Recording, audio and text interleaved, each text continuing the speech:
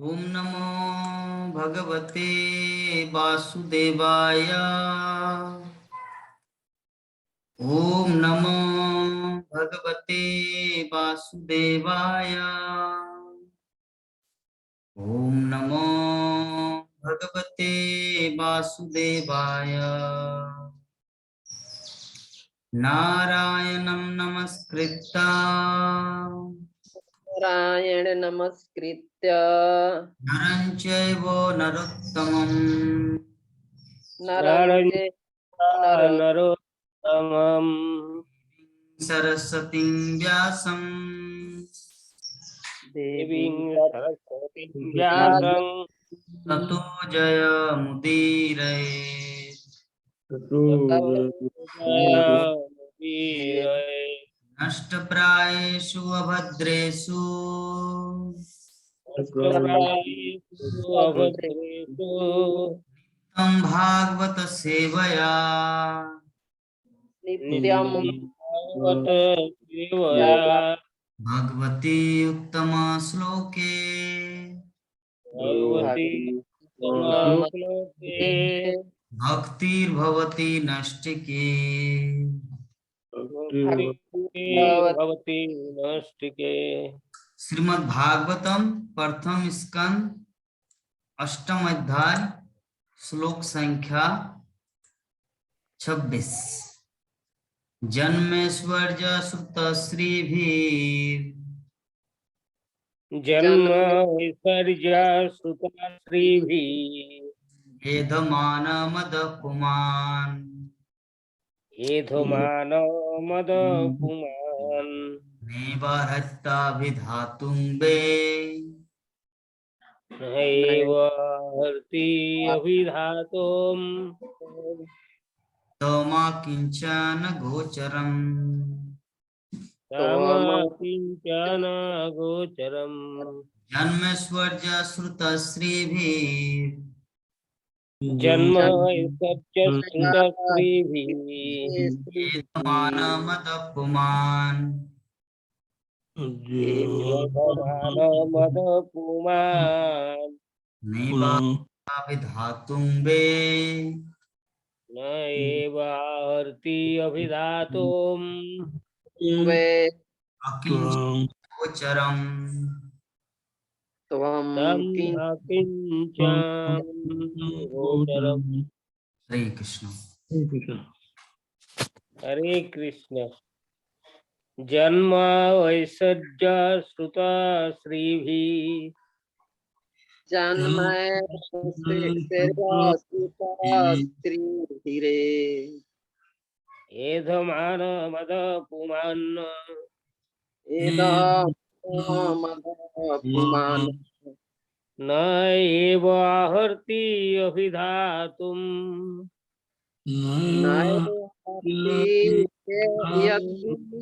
धातुं ताम् अकिञ्चन गोचरम्।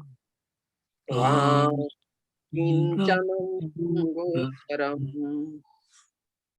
हरे कृष्ण। हरे कृष्ण प्रभु। हरे जन्म जन्मेश्वर्य सुत श्री भी जन्मे सज्ज सूत श्रीभिः भैरे अधमान अधमान मद पुमान एधमान मद पुमान् पुमान् नैव नैव हत्याभिधातुं वै एव हर्ति अभिधातुम् धातुं वै त्वाम् अकिंचन गोचरम्। तम् अकिञ्चन गोचरम्। हरे कृष्ण। हरे कृष्ण।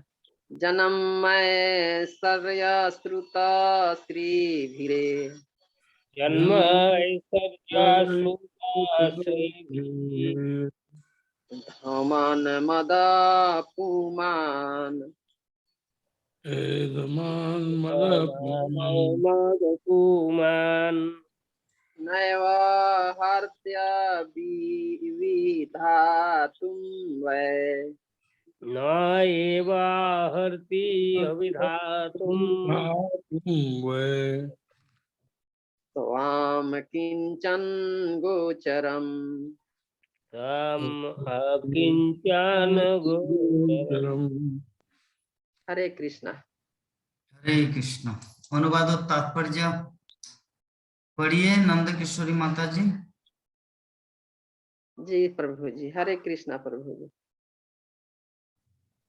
हे प्रभु, आप सरलता से प्राप्त होने वाले हैं, लेकिन केवल उन्हीं के द्वारा जो भक्त दृष्टि से अंकिचन है, जो सम्मानित कुल ऐश्वर्य, उच्च शिक्षा तथा शारीरिक सौंदर्य के भौतिक के प्रगति के पथ पर आगे बढ़ने के प्रयास में लगा रहता है, वह आप तक एक निष्ठ भाव से नहीं पहुंच पाता। जगत गुरु शिला प्रभुपाद की जय। तात्पर्य, भौतिक दृष्टि से समुन्नत होने का अर्थ है किसी कुलीन परिवार में जन्म लेना और प्रचुर संपत्ति, शिक्षा तथा आकर्षक संदर्भ से युक्त होना। सारे भौतिकतावादी लोग इन सारे भौतिक ऐश्वर्यों को प्राप्त करने के पीछे पागल रहते हैं और इसी को भौतिक सभ्यता की उन्नति कहा जाता है। लेकिन परिणाम यह होता है कि इन समस्त क्षणिक भौतिक संपत्तियों के होने से मनुष्य कृत्रिम रूप से गर्वान्वित हो उठता है और मदान्ध हो जाता है। फलस्वरूप भौतिकता के नशे में चूर ऐसे लोग भगवान का पवित्र नाम लेने तथा भाव विभोर होकर हे गोविंद, हे कृष्ण संबोधित करने में सक्षम हो जाते हैं। शास्त्रों में अक्षम हो जाते हैं।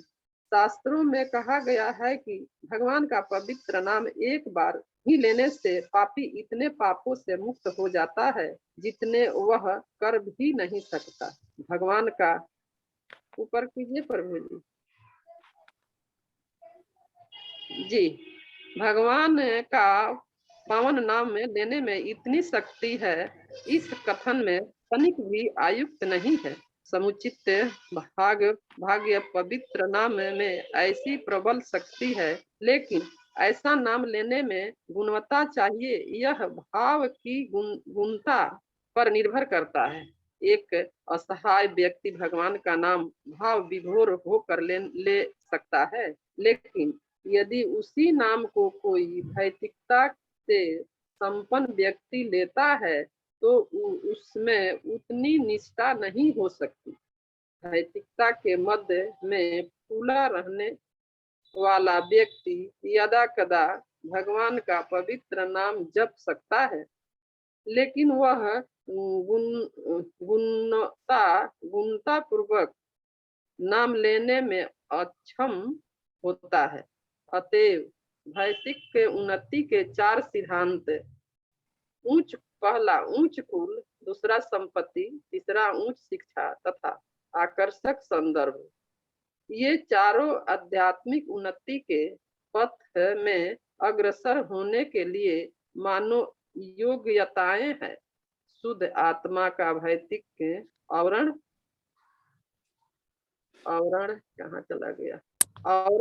आवरण ब्रह्मा गुण है।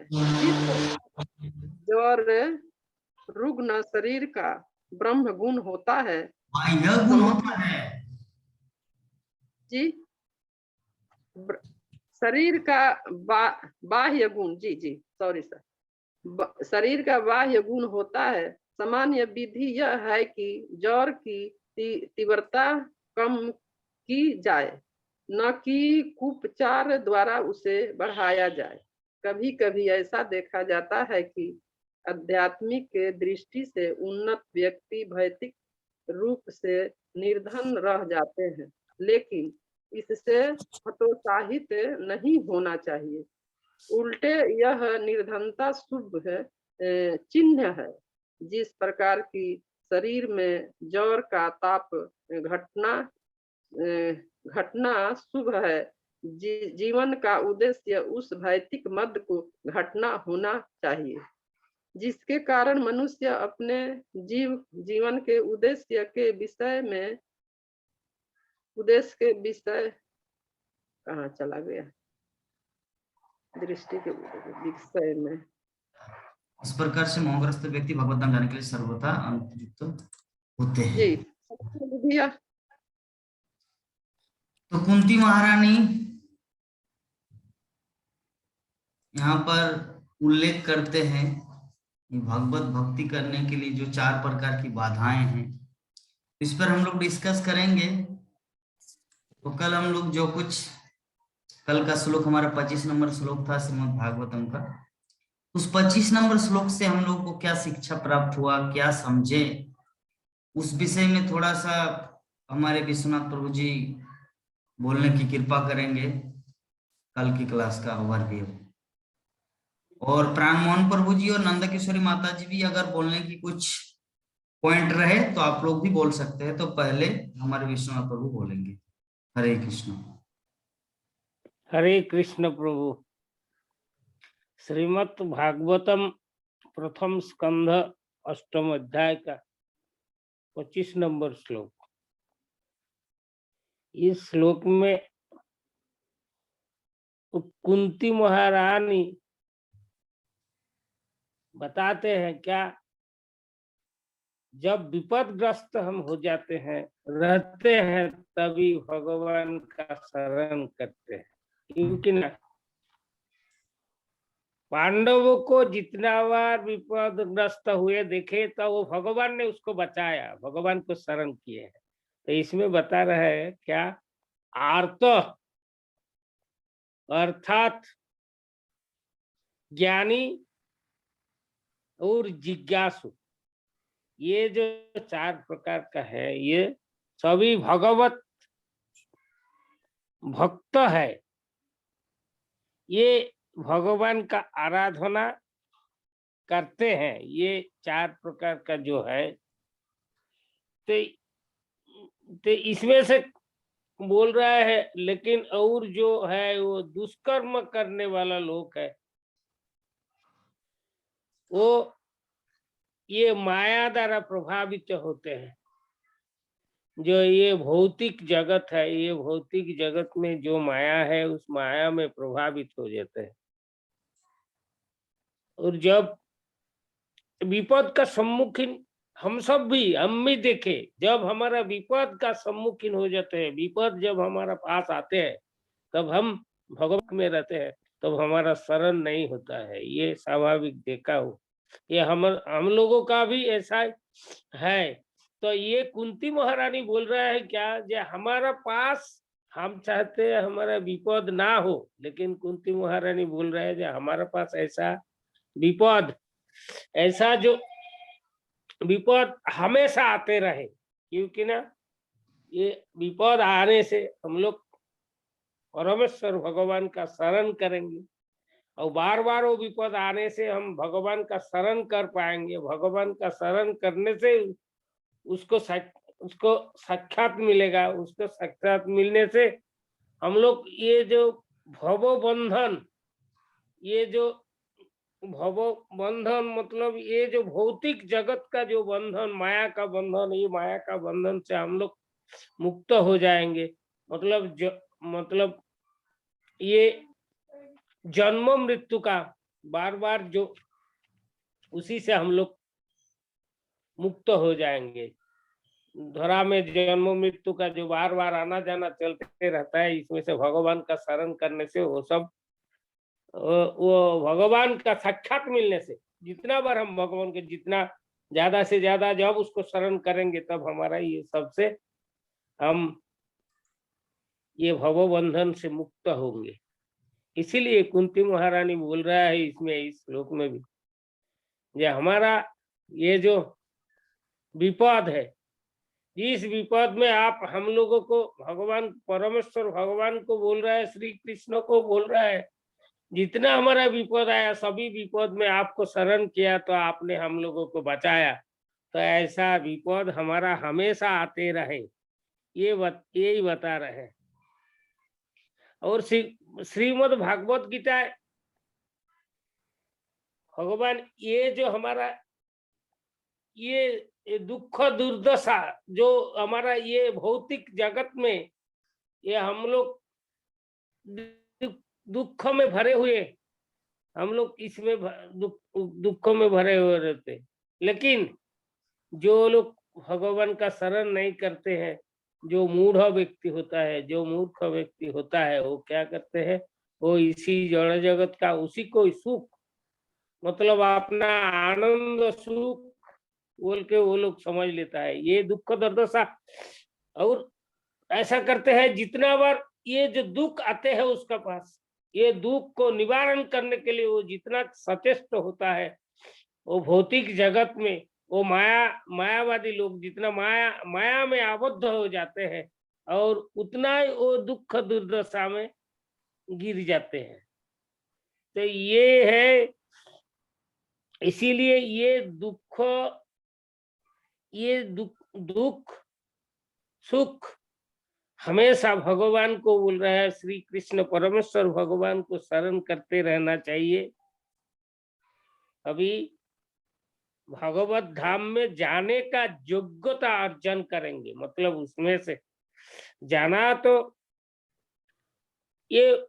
ये जो हमारा भक्ति का मार्ग है, बहुत सारा भक्ति का मार्ग है, नवधा मार्ग है, 64 मार्ग है, तो नवधा मार्ग में से कोई भी एक मार्ग से जब भगवान का ऊपर भक्ति भाव आएंगे तो हम लोग उसी भक्ति के कारण से हम लोग भगवत धाम जाने के लिए एक एक पग मतलब जब धीरे धीरे आगे बढ़ेंगे, जब भगवत धाम जाने के लिए एक एक पद आगे बढ़ सकते हैं। इस श्लोक में ये इतना ही बताया प्रभु। हरे कृष्ण। बहुत सुंदर प्रभु जी। तो हमारे बीच में हैं हमारे प्राण मोहन प्रभु जी, कुछ बोलने की कृपा करेंगे? अगर एक दो कुछ पॉइंट है तो। प्रभु जी, भगवान जो है कष्ट इसीलिए देते हैं वो हमारा अपमान करता रहे, जी। ताकि मैं उनका निवारण करता रहूं। हमको तो यही लगता है प्रभु जी। बहुत सुंदर पॉइंट बताया प्रभु जी। कल की कथा का यही सार है कि भक्तगण जितना दुखी होते हैं या विपत्ति ग्रस्त हो जाते हैं तो एकमात्र उनका सहारा भगवान ही होता है, गोविंद, है ना। इसी अवस्था में भगवान को पुकारते हैं, रोही कुंती महारानी का भाव है। बहुत अच्छा पॉइंट बताया प्रभु जी। हरे कृष्णा। हमारे नंद किशोरी माता जी, कुछ ऐसा कुछ पॉइंट है माता जो बोलने के इच्छुक है?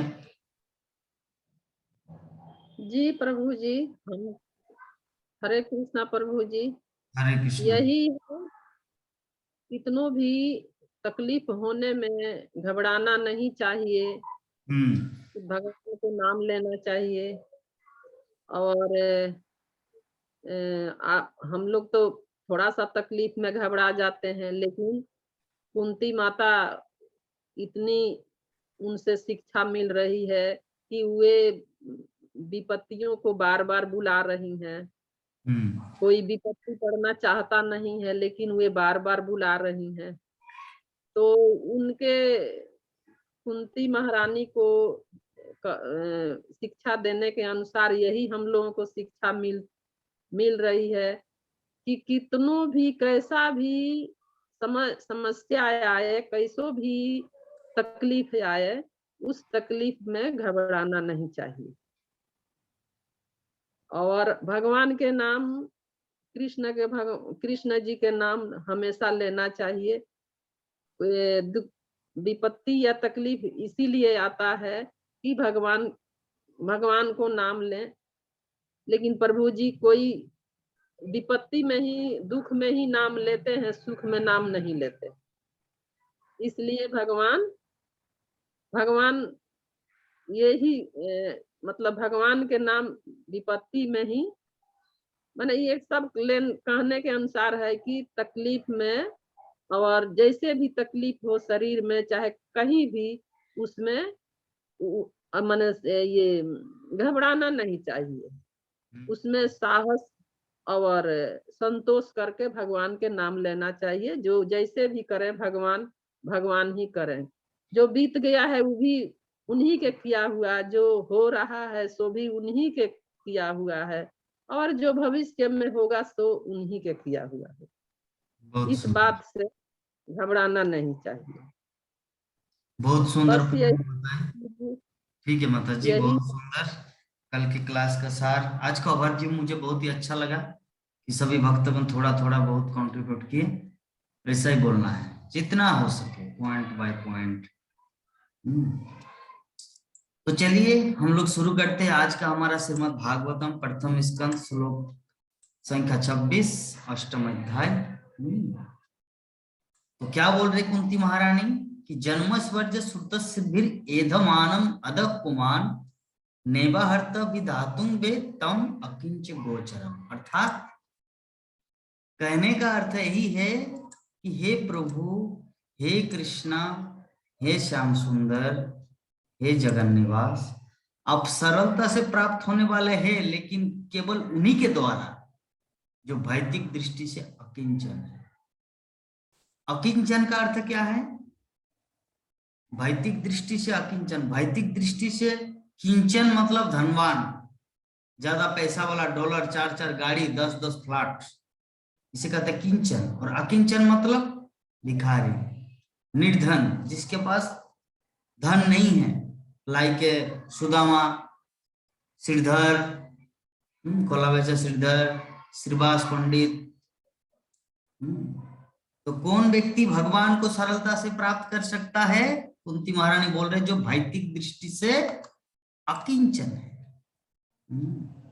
भौतिक दृष्टि से अकिंचन है। उसके बाद कि जो सम्मानित कुल, ऐश्वर्य, उच्च शिक्षा तथा शारीरिक सौंदर्य के द्वारा भौतिक प्रगति के पथ पर आगे बढ़ने के प्रयास में लगा रहता है, वो आप तक एकनिष्ठ भाव से नहीं पहुंच पाता। क्या बोल रहे हैं कि संसार में जो उच्च कुल के, जैसे प्रचार करने जाते थे उस समय बोलते, अरे भगवत गीता लेके आए पंडित जी, हम ब्राह्मण हैं, हमारे पास तो वर्षों से भगवत गीता रखा हुआ है, आप हमें क्या भगवत गीता देंगे? तो पहला देखिए भक्ति का कांटा, वो भक्ति नहीं कर पाएगा। क्यों? क्योंकि उनके अंदर में अहंकार है, दंभ है। उच्च कुल में जन्म लेना भक्ति का पहला बाधा, उच्च कुल में जन्म लेना। सेकंड क्या बोल रहे कुंती महारानी? सेकंड बोल रहे द्वितीय ऐश्वर्य, मतलब बहुत ज्यादा धन। कभी कभी ऐसा होते हैं ना, जब हम लोग प्रचार में, अपना अनुभव बता रहा हूँ, जब प्रचार 6 साल प्रचार किया था संकीर्तन, छत्तीसगढ़, झारखंड, मध्य प्रदेश, विभिन्न जगह में, ऑफिस, कार्यालय, यूनिवर्सिटी, सब जगह, तो जो ज्यादा उच्च पोस्ट में रहता है उनके अंदर बहुत घमंड होता है। कुछ कुछ का बहुत ही सुंदर स्वभाव है, लेकिन कुछ कुछ इस तरह मदान्ध होते हैं, क्या रे क्या पंडित जी, क्या भिखारी की तरह आप लोग बुक बैग लेके घूम रहे, भगवत गीता भागवतम बेच रहे, कुछ काम धंधा नहीं है क्या जो इस तरह बुक बेचने चले आए? मेरे घर में बहुत बड़ा लाइब्रेरी है, भागवतम पूरा 4 वेद का सेट है, आप क्या भागवतम ही भगवत गीता दें? ये क्यों बोल रहे हैं ऐसा? क्योंकि उनके पास बहुत ज्यादा धन है, बहुत धन है, बहुत मात्रा में धन होने के कारण वो भगवान तक को स्वीकार नहीं कर रहे, क्योंकि खुद अपने आप को भगवान जैसा मानते हैं। तो जन्म, पहला उच्च कुल में जन्म लेना भक्ति का बाधा है, शुद्ध भक्ति करने का। दूसरा है ऐश्वर्य, तीसरा है उच्च शिक्षा, IAS ऑफिसर, ये ऑफिसर, वो ऑफिसर, बहुत बड़ा फिल्म स्टार, बहुत बड़ा PhD धारी, लेकिन वो ये जो हमारा वैदिक ज्ञान है, साइंटिफिक नॉलेज है भक्ति का, वेद वेदांत साहित्य का जो सार है, उसमें वो रुचि नहीं लेता। वो उधर फॉरेनर जो दार्शनिक है, foreign philosopher, Kierkegaard, Schopenhauer, Darwin, Marx, Charles Marx, इस तरह का किताब पढ़ेंगे। लेकिन जो व्यासदेव, जो वैज्ञानिक का बाप, दार्शनिकों का बाप जो है, उनका पुस्तक वो लोग नहीं पढ़े। उच्च शिक्षा, PhD, MHD प्रभुपाद बोलते हैं। तो ऐसे व्यक्ति भी भगवान श्री कृष्ण को या भक्ति को प्राप्त नहीं कर सकता। और चौथा क्या है? शारीरिक सौंदर्य। शारीरिक सौंदर्य के द्वारा भक्ति प्रगति के पथ पर आगे बढ़ने के प्रयास में लगा रहता है, वो एक तक एकनिष्ठ भाव से नहीं पहुंच पाता। हाँ, सम्मानित कुल, ऐश्वर्य, उच्च शिक्षा, तथा चौथा है सौंदर्य। सौंदर्यता क्या कारण? कि खूब extremely beautiful boy, extremely beautiful girls, अत्यंत सुंदर। तो extremely beautiful girls, extremely beautiful boys के कारण वो अपने आप को किसी भी जगह में विनम्रता प्रदर्शित नहीं कर सकता। क्यों? उनके अंदर एक अहंकार है कि मैं बहुत सुंदर हूं, हर कोई मुझे सम्मान करे, मैं दूसरों को सम्मान देने क्यों जाऊं। ये जो चार चीज है, कुंती महारानी बोल रहे हैं, चार चीज व्यक्ति को भक्ति जीवन करने में बाधाएं पहुंचा, भक्ति करने में रुचि उत्पन्न नहीं करने देते, भक्ति जीवन से वो पतित हो जाता है।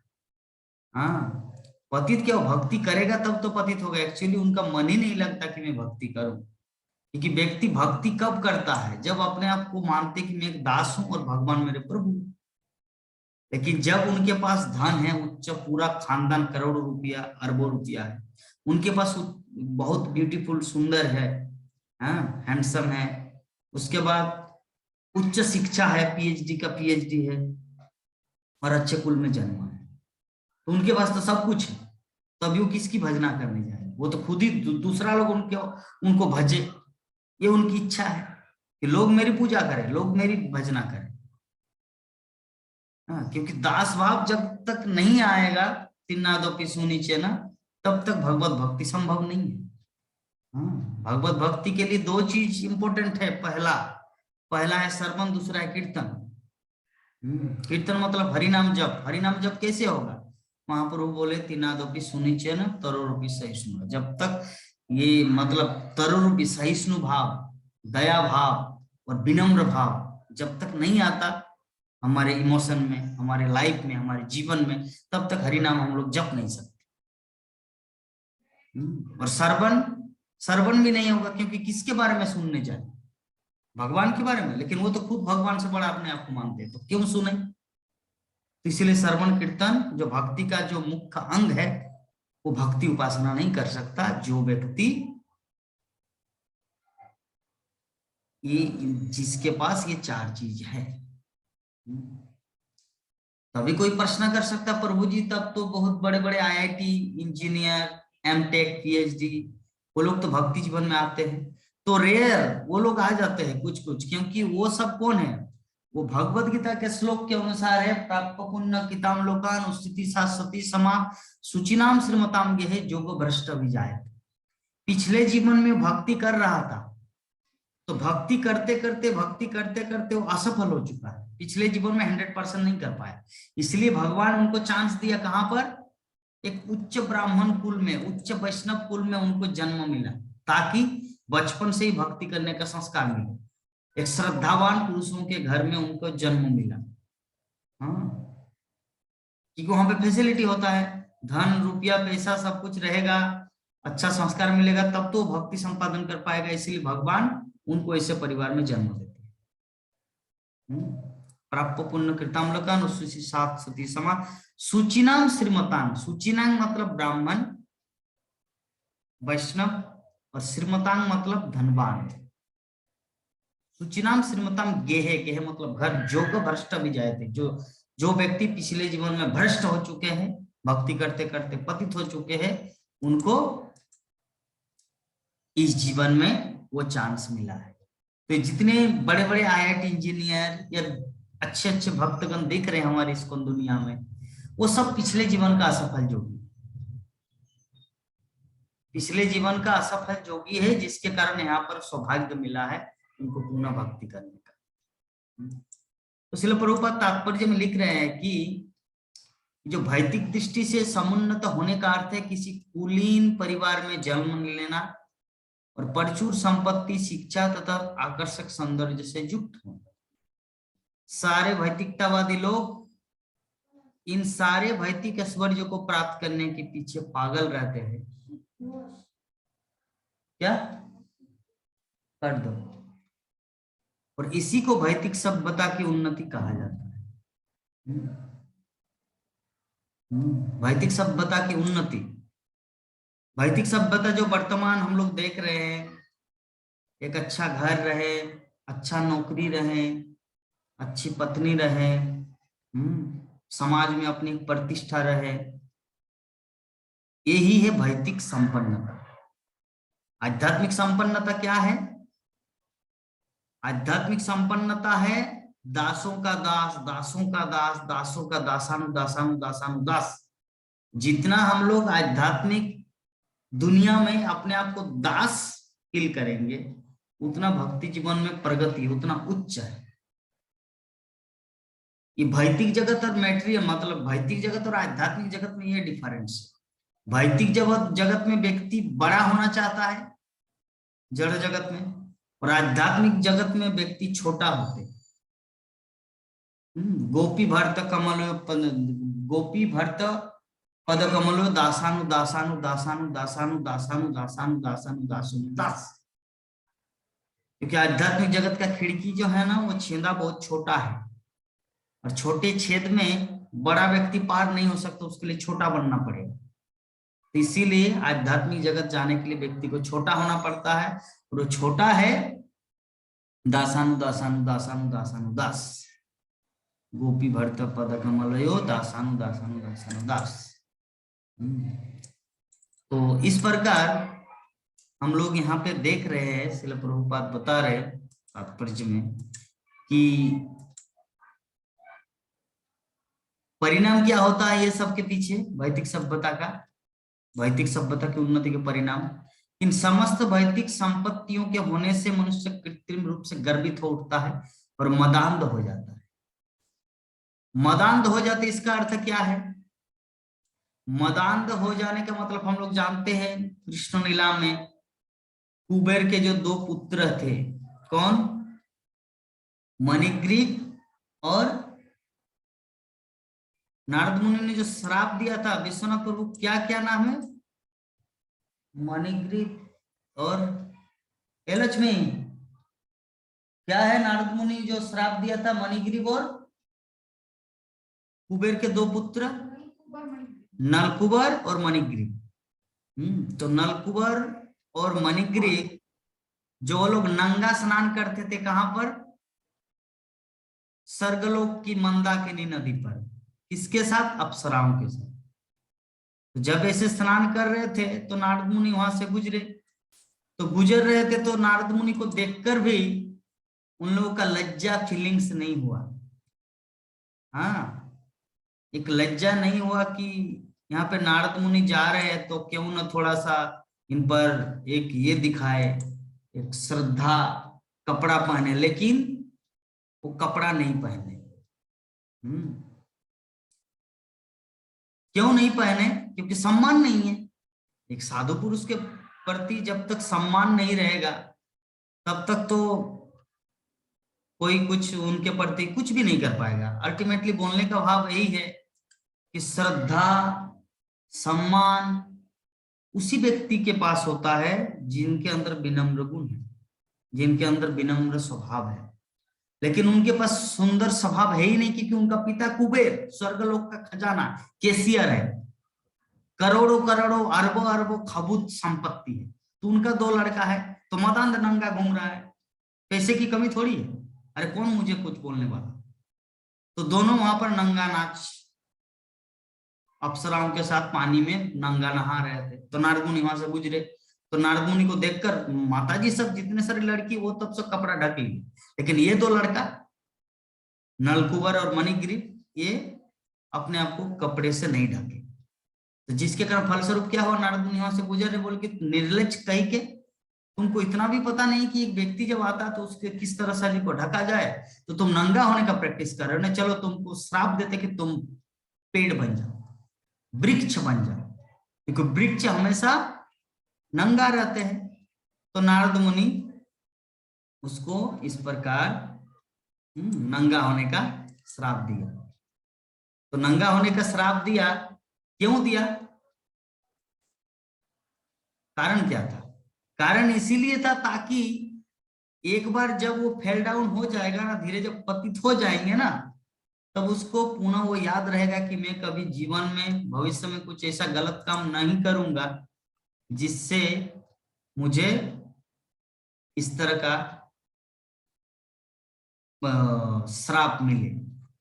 तो नारद मुनि को बोले, देखिए महाराज महामुनि, यद्यपि हमको पता है कि हम सब गलती, हम दोनों भाई गलती किए आपके श्री चरणों में, लेकिन विषय वस्तु ये है कि कृपा करके हमें क्षमा प्रदान करें। अगर आप क्षमा नहीं करेंगे तो हम लोग, तो बोले कि देखिए बात ऐसा है, मेरे मुख से जो निकल गया वो तो होकर ही रहेगा, लेकिन डरने की बात नहीं। आप लोग जो वृक्ष होंगे तो किसी हिमालय के पर्वत में जाकर नहीं जन्म लेंगे, बल्कि नंद महाराज के आंगन में 2 वृक्ष के रूप में, 2 अर्जुन वृक्ष के रूप में रहोगे। जब भगवान श्री कृष्ण द्वापर युग में आएंगे, आने के बाद आप दोनों को मुक्त करेंगे। उखल लीला, दामोदर लीला, पुरुषोत्तम महीना,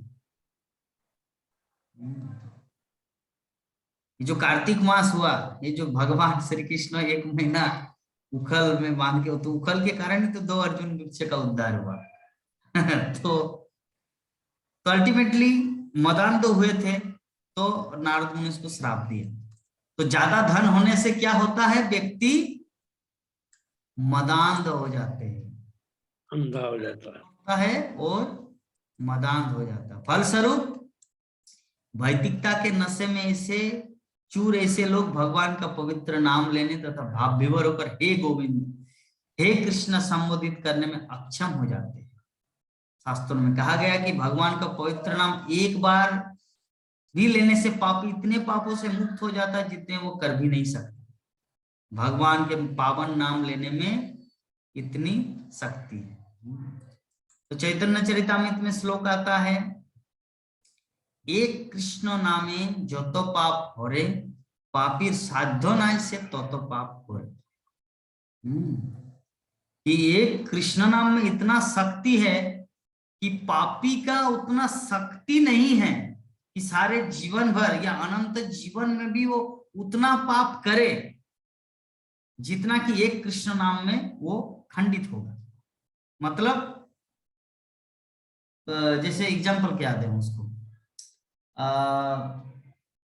जैसे एक माचिस की तीली, मान लीजिए एक बहुत बड़ा वन है, पूरा सूखा लकड़ी है, पूरा सूखा पत्ता एकदम सूख गया है, तो कितना ही बड़ा वन क्यों न रहे, कितना ही पूरा एकदम झारखंड से लेकर मध्य प्रदेश से लेकर महाराष्ट्र पूरा ही वन, एक माचिस की तीली काफी है पूरा वन को जला के राख कर दें।